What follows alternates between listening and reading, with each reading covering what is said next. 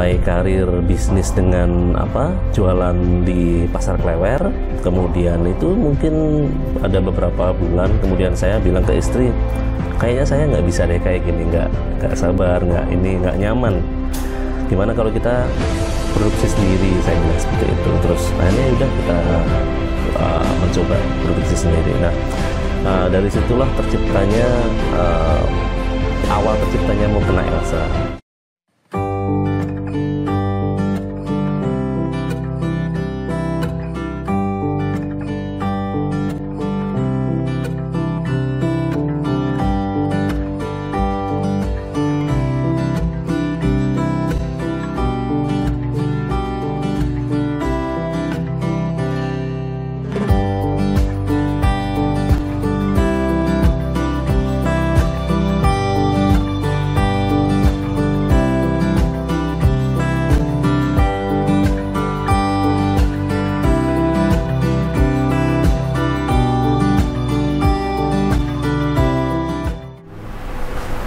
Assalamualaikum warahmatullahi wabarakatuh.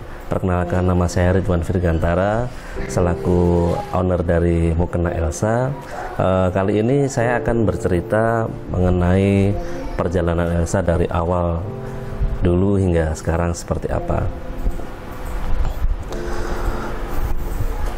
Mengawali dulu, saya bekerja di hospitality industry, jadi berangkat dari dunia perhotelan. Kemudian itu dari 2007 saya cukup melalang buana ke sana kemari, kemudian berakhir di kapal pesiar di Disney Company selama 2 tahun, itu 3 kontrak sampai dari 2010 sampai 2012.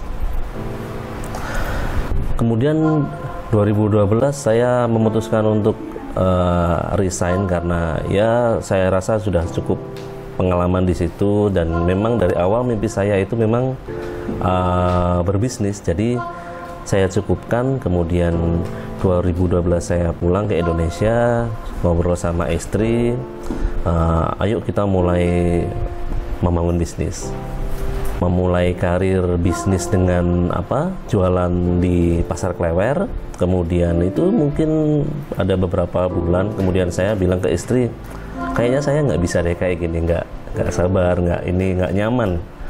Gimana kalau kita produksi sendiri, saya bilang seperti itu. Terus akhirnya yaudah kita mencoba produksi sendiri. Nah, dari situlah terciptanya awal terciptanya Mukena Elsa. Nah, di awal 2013-an itu kami mencoba mengawali produksi daster, kemudian ada beberapa produk lain juga. Kami berjualan di pasar Klewer, kemudian mencoba ekspansi ke pasar-pasar lain seperti pasar Beringharjo, pasar Jogja, seperti itu. Kemudian di 2014 istri Bunda Elsa itu punya pemikiran untuk gimana ya kalau buat mukena seperti itu. Nah, kemudian saya sepertinya bagus juga.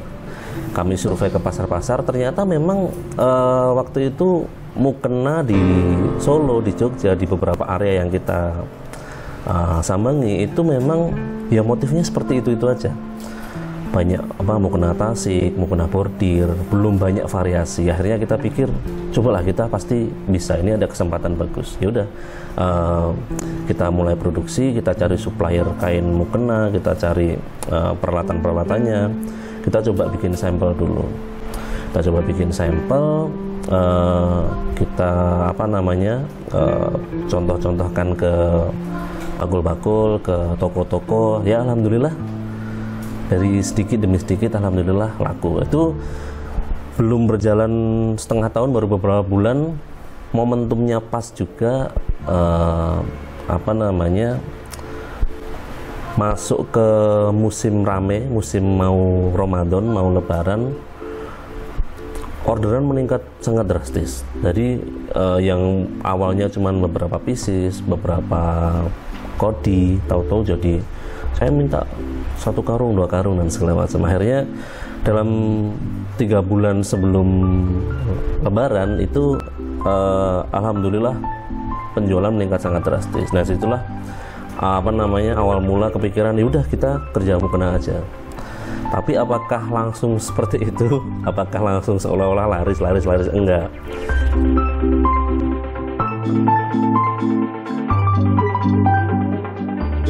Kita awalnya memulai bisnis itu dengan modal 3 juta, itu pun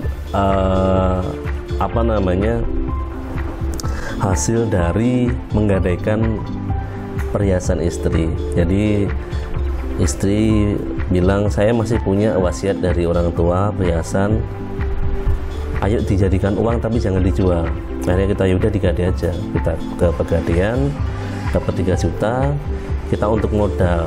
Nah terus misal ditanya, nah terus uangnya dari kapal pesiar mana mas, kok kayaknya nggak ada modal, kok kayaknya nggak. Ya memang benar, jadi waktu itu memang qadarullah, alhamdulillah, almarhum ibu sering sakit jantung dari 2010 ya, sebagian besar gaji saya untuk biaya pengobatan ibu, opname ibu dan segala macam. Jadi ketika saya pulang bisa dibilang tidak membawa apa-apa. Ya udah, memulai bisnis itu pun juga hasilnya dimulai dari menggadaikan perhiasan itu.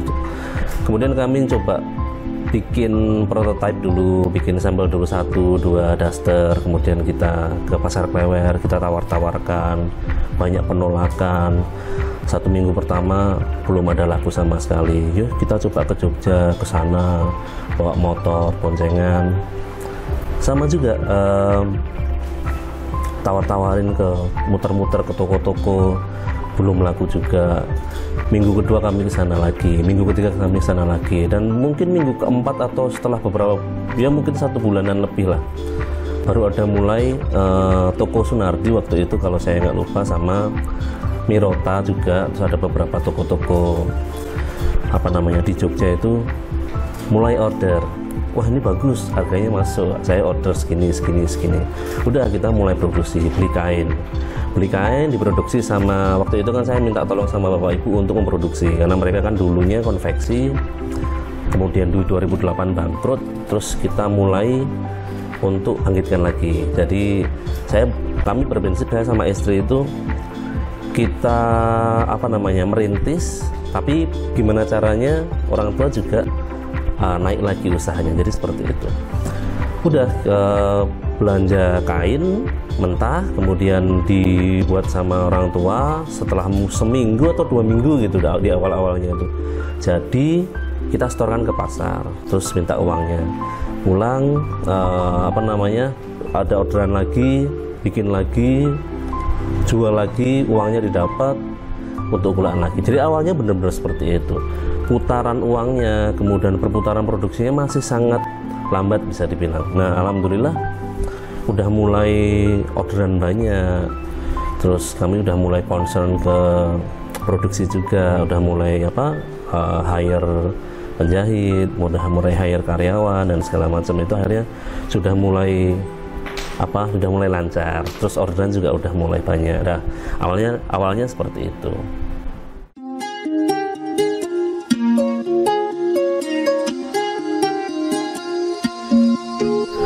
Nah di 2014 itu bisa dibilang awal kami naik, mulai kejayaan itu, mulai banyak sekali orderan. Satu toko itu bisa 1 mobil mukena, jadi ya istilahnya cek atau cash 100 juta, 200 juta.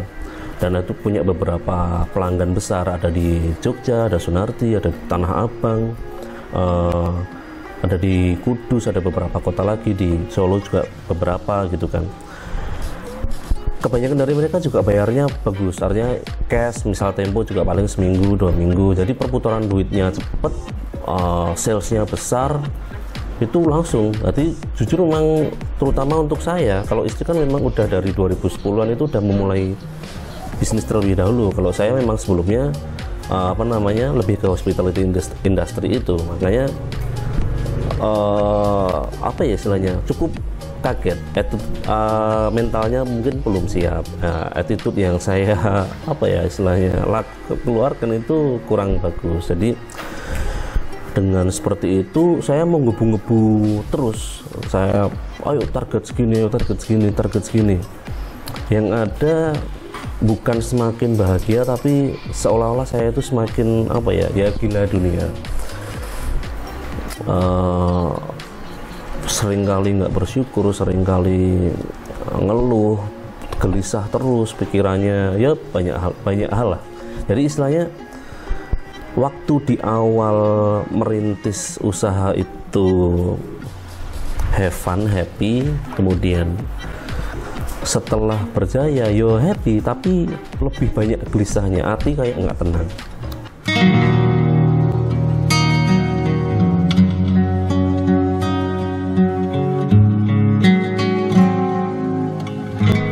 Allah mengingatkan, menampar bener-bener, kalau bahasa Jawa itu dibanting sak tiba-tibane sampai Masya Allah.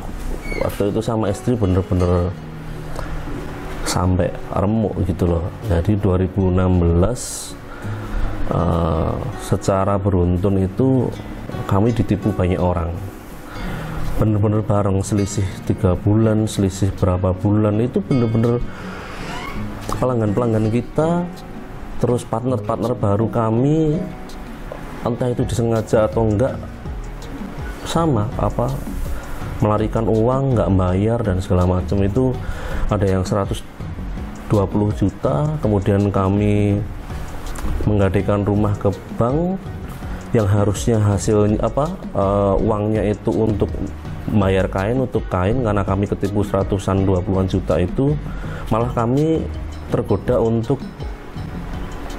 melakukan bisnis lain itu sama teman dekat yang sebelumnya saya terus diajak tapi nggak pernah mau, nggak pernah tertarik. Nggak tahu kenapa waktu itu justru tertarik, mungkin juga karena pikiran udah stres atau apa, terhipnotis dengan profit yang super dan segala macam. Saya akhirnya mau, waktu itu jadi investor kan, saya taruh beberapa puluh juta, itu jumlahnya hampir sama, sekitar 130-140an juta. Sama, itu juga belum sampai sebulan, jadi habis kena selisih 2 atau 3 bulan, kena lagi di angka segitu. Udah kami makin kacau, makin stres dan makin parah. Terus mungkin selisih seminggu atau 2 minggu, yang dari Jakarta itu kan yang paling besar, dari Tanah Abang itu kami kalau kirim bisa satu truk miliaran. Nah terakhir nota itu ada 1,2 miliar. Dia bilang kalau Mas, aku habis kena tipu dan kayaknya aku nggak bisa bayar. Itu saya langsung sakit sekitar semingguan, asam lambung atau apa. Ya Allah, waktu itu memang ya apa ya, Allah benar-benar membuktikan kuasanya gitu loh. Sebelumnya saya berpikir saya punya perputaran keuangan besar gitu loh, nggak mungkin bangkrut. Kok bisa bangkrut? Gimana wong perputaran uang saya segini? Misal saya ketipu 100 juta, masih ada banyak, saya nggak mungkin bangkrut. Saya waktu itu berpikir seperti itu. Tapi Allah Maha Besar, Allah Maha Kuasa. Allah menghendaki apapun, Allah menghendaki kami menikmati apa ya istilahnya, dari awal tahu-tahu besar, beromset besar, sangat mungkin. Dan ketika dari beromset besar tahu-tahu langsung dihabisin semuanya, ya benar-benar terjadi gitu loh. Sudah kami mengalami kebangkrutan itu, ketipu beruntun di 2016. Itu semuanya benar-benar terjadi 2016, hanya selisih beberapa bulan aja. Ditutup waktu itu akhir tahun, istri Bunda Elsa itu tabrakan, saya sakit, anak saya dua-duanya juga sakit. Itu Masya Allah, 2016 memang tahun yang luar biasa buat kami.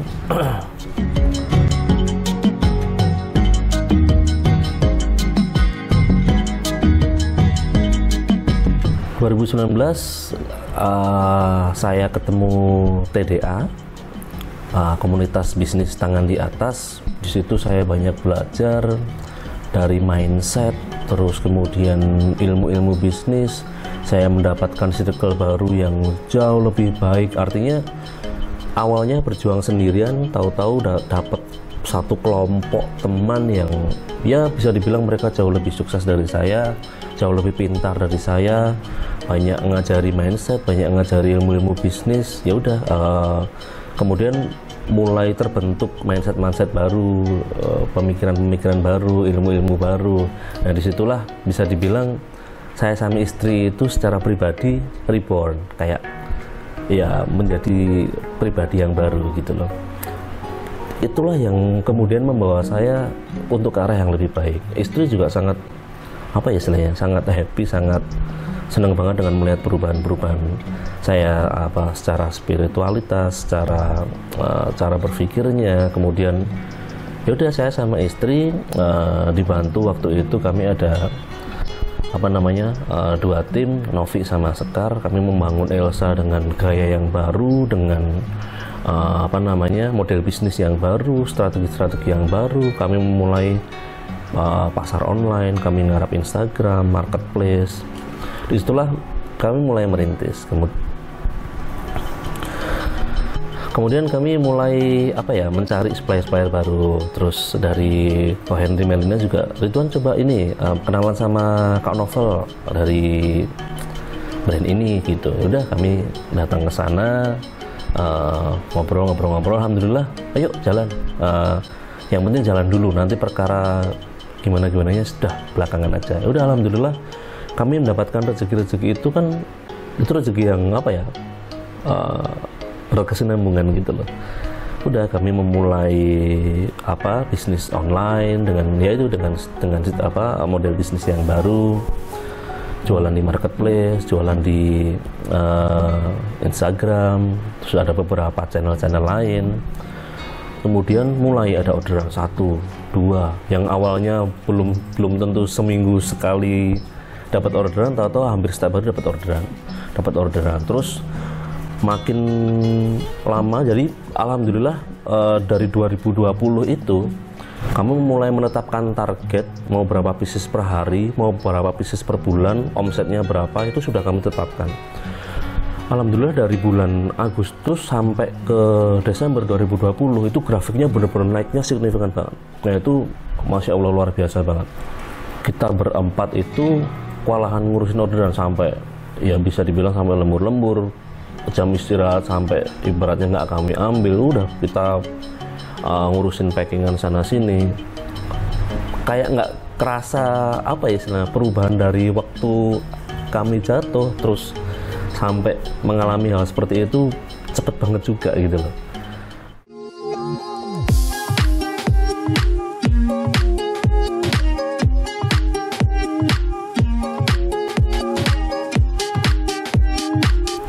Oke, jadi pesan saya ke teman-teman,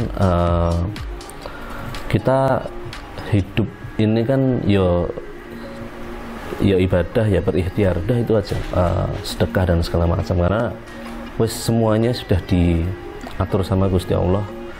Lagi dipahitkan, kita kuat, kita terus istilahnya, kita sadar diri, kita banyak salah, kita minta maaf sama Allah, kemudian coba memperbaiki diri, mencari lingkungan baru yang lebih baik, entah itu secara agama, entah itu secara kehidupan.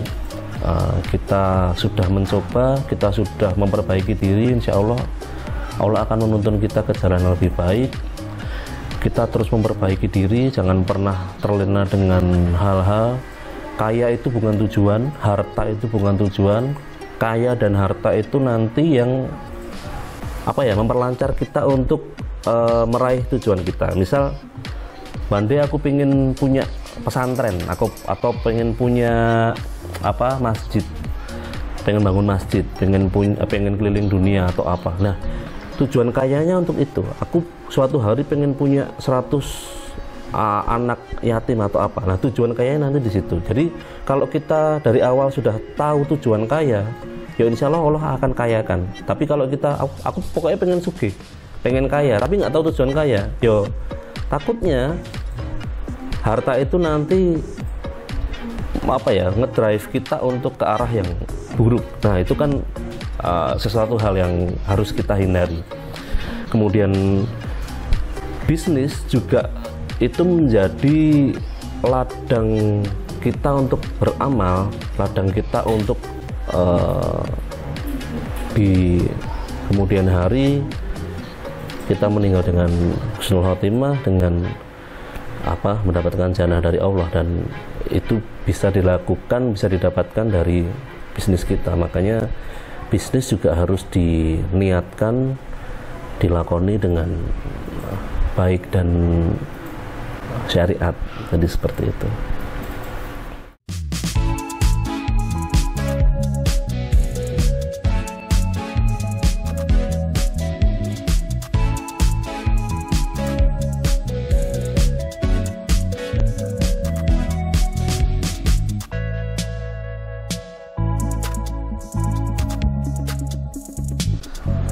Dan alhamdulillah dari 2019 itu kami mempunyai program punya program sedekah, yaitu setiap pieces pembelian 2.500-nya kami akumulasikan, nanti per bulannya akan kami sedekahkan. Itu sampai Mei 2020. Kemudian kami naikkan menjadi 5.000 dan kami bekerja sama dengan BWA waktu itu, Badan Wakaf Quran. Jadi istilahnya mereka yang handle semuanya, mereka yang mewakafkan Quran di beberapa tempat, di beberapa lokasi, kami tinggal transfer sejumlah uangnya. Kemudian di Januari kemarin kontrak sudah habis, kami kelola sendiri kembali. Jadi ya sebenarnya juga bisa lebih mandiri juga. Kami mau kemanain, alokasikan sedekah itu kemana, bisa tergantung kami juga. Bisa ke TPQ kita bantu dalam wujud meja untuk ngaji itu. Kemudian tetangga-tetangga kami yang kurang mampu, kemudian ya ada beberapa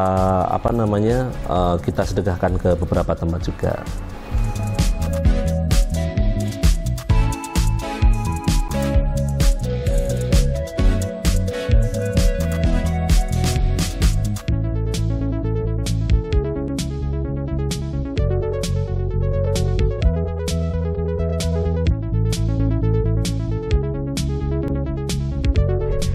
Mukena Elsa mempunyai beberapa varian mukena, diantaranya mukena premium dan mukena luxury.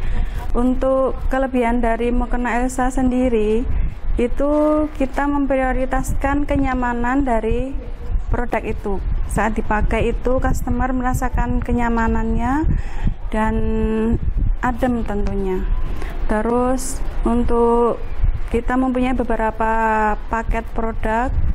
Ini salah satu contoh paket seserahan yang bisa custom bentuk, bisa pakai keranjang seperti ini atau kita pakai box kaca atau mika seperti itu, tergantung keinginan customer. Untuk range harga dari paket seserahan ini kita mulai dari 400.000 hingga 600.000 rupiah. Salah satu spesial produk kita juga bestseller banget itu buat gift. Jadi kita packing mukena dengan packing cantik ini, terus bisa request ucapan sesuai dengan kehendak customer. Jadi itu sangat menyentuh hati terus. Alhamdulillah customer mukena Elsa tidak hanya dari domestik ataupun dalam negeri, kita juga ada customer dari Jerman, Singapura, Malaysia, Bangladesh, Kamboja, dan itu kita kirim by request juga.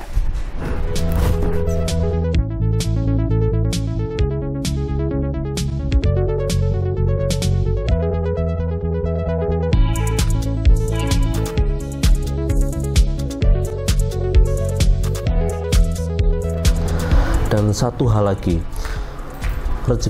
salah satu rezeki yang paling besar itu adalah dipertemukannya dengan tim-tim yang luar biasa. Jadi dari awal kami mulai hire tim untuk manajemen itu ya ada suka ada duka, dan alhamdulillahnya kami dipertemukan dengan orang-orang yang luar biasa. Mereka bekerja dengan ikhlas, mereka berkarya dengan ikhlas, mereka mau bertumbuh bersama. Enggak terlalu peduli ini perusahaan seperti apa, mereka mandangnya perusahaan ini akan menjadi seperti apa, akan menuju kemana, value-nya dan frekuensinya juga alhamdulillah kita sama, ya udah ayo kita bangun perusahaan ini bersama. Itu yang menurut saya juga jadi salah satu faktor Elsa bisa survive, Elsa bisa bertumbuh,